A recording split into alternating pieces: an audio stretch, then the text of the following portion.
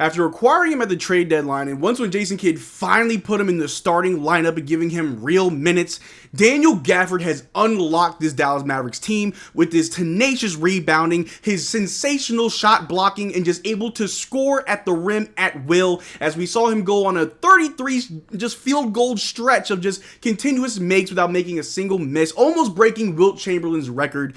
Daniel Gafford is just unstoppable. He has just taken this team to a whole nother level and arguably single-handedly transformed this Dallas Mavericks identity, going from just a team that can just shoot the ball to a team that can just bang down low and just get it all in the paint. In this video, we're going to break down Daniel Gafford's impact, what that means for the Dallas Mavericks going forward, and what we could see from him come playoff time.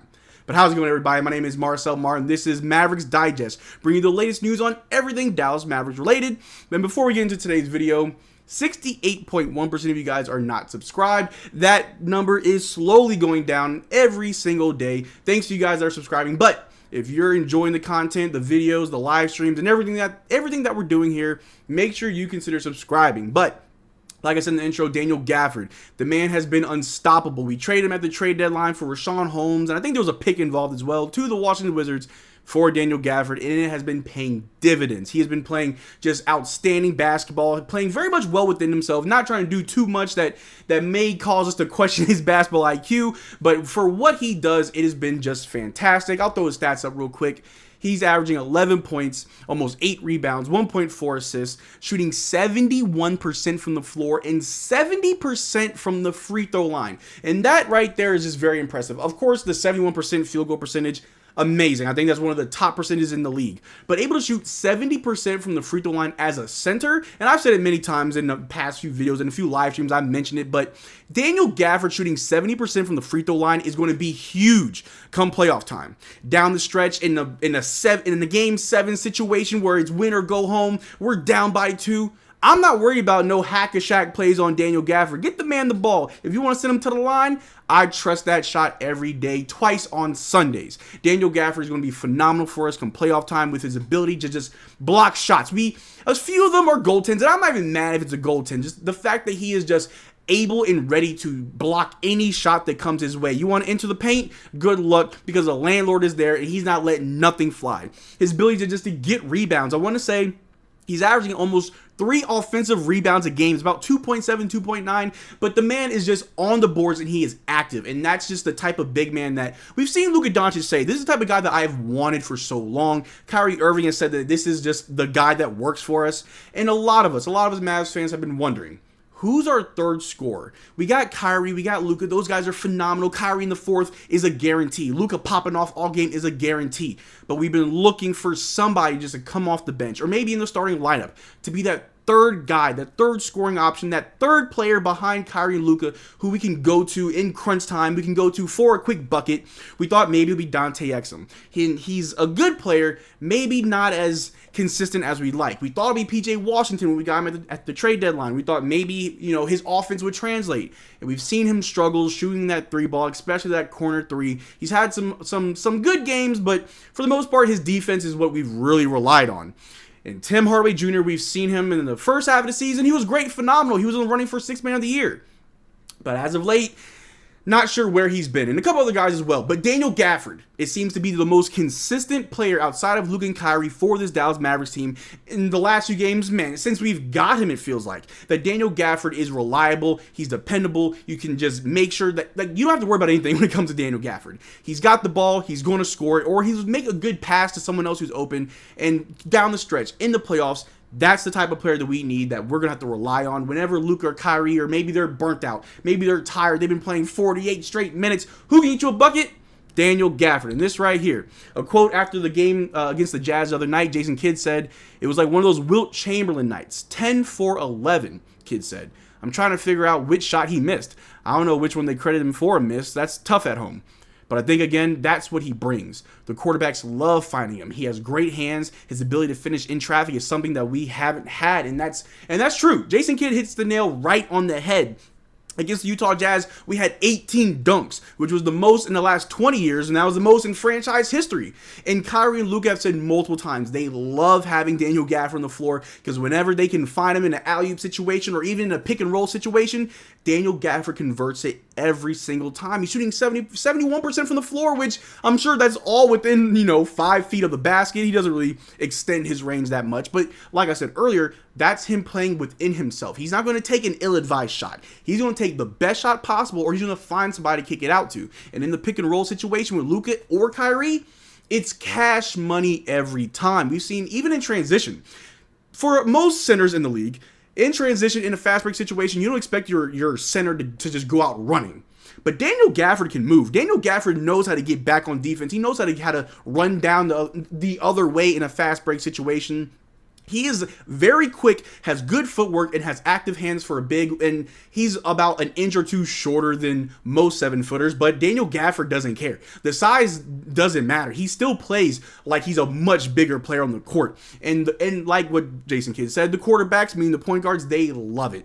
They love seeing him on the court because it's just wonderful. It's wonderful basketball. But the article continues saying Gafford has been instrumental in the team's improvement in scoring in the paint. In the Mavs' last 7 games, they have averaged 58.57 points in the paint per game, which is well above their average of 47.8 per game.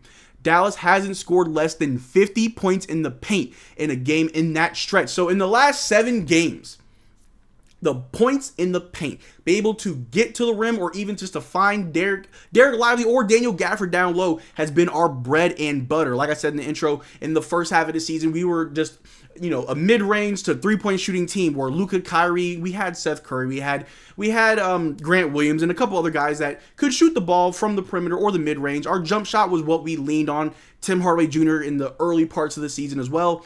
But ever since the trade deadline, the identity of this team has changed from a jump shooting team to just a rim running, attack the basket, inside scoring team, which when you look across the landscape of the league, some of those top teams aren't really doing that. A lot of the teams that I see that are like the 1 through 3rd seed on the East and West, they have a lot of 3-point shooting teams. We look at the Boston Celtics, who play 5 out. We look at the Oklahoma City Thunder, who their entire team can shoot the 3 ball very well. But very few teams that are top in their conferences can just hit the boards, hit the paint, hit the rim like this Dallas Mavericks team. And I gotta say, Daniel Gafford has, like I said, just transformed and unlocked that for us, changing our identity almost single-handedly. And you'll love to see it because I love to see it. In this right here, the top 5 NBA players by player impact estimate, and this was about 2 days ago, Daniel Gafford sitting pretty with 29.8, and Luka Doncic, we all know his player impact as well, right below him, 22.3. But that gap between Daniel Gafford and Luka Doncic is phenomenal, and I think that just bolsters my point when I said that he's transforming this team and that his impact is being felt. We went from a jump shooting team to a team that can hang down low. And we've seen over the past few games where Daniel Gafford, doesn't matter who's down low, whether that be Walker Kessler, whether that be Nikola Jokic, whether that be anybody that a team wants to throw down low, Daniel Gafford's fine with that. Even against the San Antonio Spurs, Daniel Gafford still got his. It's wonderful to know that we actually have a center who can hang down low, that I'm not worried about him going up against any other center in this league. Not saying he's the best center in this league, but we have something that we can rely on. That big man position isn't something that we have to worry about. And of course, Derrick Lively has been phenomenal all season as a rookie. A lot has been asked of him, and he has delivered in just tenfold, it feels like. But he is still a rookie. He's going to make mistakes. He's going to still need time to improve. But it's good to know that we have someone in Daniel Gafford who's already there, who can still improve as well. But someone that we can rely on when the rookie and Daniel Gafford may not be the best option on a night-to-night basis. But to continue, just the Daniel Gafford, just loving him right now. Per Jacob at KO saying over his last 9 games, Daniel Gafford is averaging 15.4 points, 8.1 rebounds, shooting 87%. He's the only player in NBA history to average at least 15 points per game on 85% field goal percentage over a 9-game span. The man's on a run.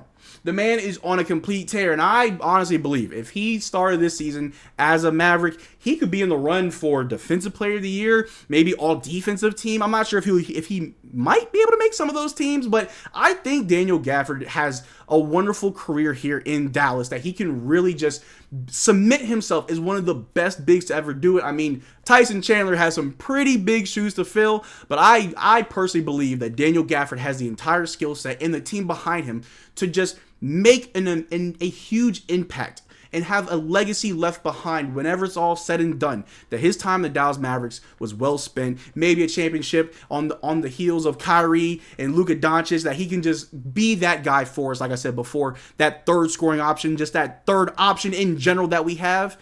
It might just be Daniel Gafford. But this right here, the efficiency landscape as of March 22nd, just the other day, in the last 10 games.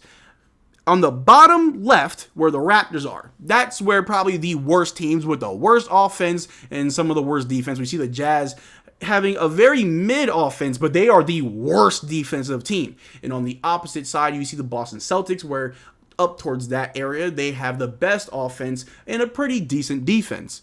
But you see right there in the middle of the pack, where the Dallas Mavericks are, our offense, where I know our three-point shot has not been falling and our free throws have been kind of shaky, but like I said, points in the paint, we still find ways to win. Our offense, despite all that, is still looking strong, and our defense, which it's been one of the best, it hasn't really been that great lately, but to see that right there, at least in the last 10 games, we're still doing good. We're still a positive. We're doing, by this, better than the Oklahoma City Thunder, who we may see in the playoffs. We're right behind the Denver Nuggets, who we may see in the playoffs. We're ahead of the Sacramento Kings. We're way ahead of the Minnesota Timberwolves.